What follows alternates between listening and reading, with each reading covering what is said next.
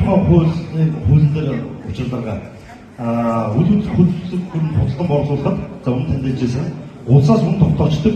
Тэгэхээр иргэн тухайн үнээс баг нэр зархаар заавалжгүй худалдан борлуулаагүй үнээс нь татвар авна гэдгийг ийм зүйл. Тэгэхээр татварын тухай хууль дээр энэ асуудлыг анзаарч өгөөрэй.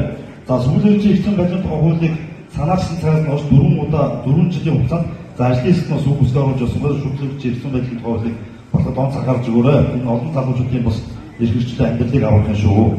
За энэ чиглэлийн байгууллагын ажилтнуудын эрх зүйн байдлын тухай хуулийг анхдагч хуулийг батлуулахгүй бол дуртай хүн энэ чиглэлийн байгууллагын ажилтнууд зодод дээрдэг, хил хамаар дормждог, чорм орон гэдэг асуудал явагддаг болсон байна. Энэ дээр анхаарал хандуулж өгөөрэй.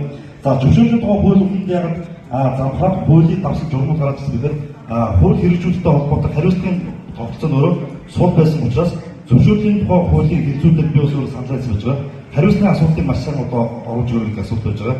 За цагаан хэмнээд эдгээрх асуудлыг яриач. За шүүхийн шийдвэр гүйцэтгэх ерөнхий газар гэж байгаа. Харин 437 дугаар нээлттэй хойд ханг айлын хашаатай хамар хашаагаар хамгаалж байгаа. Тэгэхээр суурьшлийн бус дотроос шүүхийн шийдвэр гүйцэтгэх 37 дугаар ангийг шилжүүлж өгөөч гэдэг асуудал.